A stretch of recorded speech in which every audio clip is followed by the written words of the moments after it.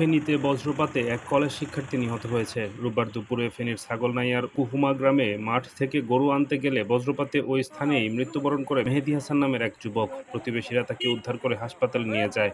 নিহত মেহেদী হাসান এবার এসএসসি পাশ করে প্রথম বর্ষ ভর্তির প্রস্তুতি নিচ্ছিল। সে ছাগলনাইয়া উত্তর কহুমা গ্রামের প্রবাসী আতিকুর রহমান মজুমদারের ছেলে।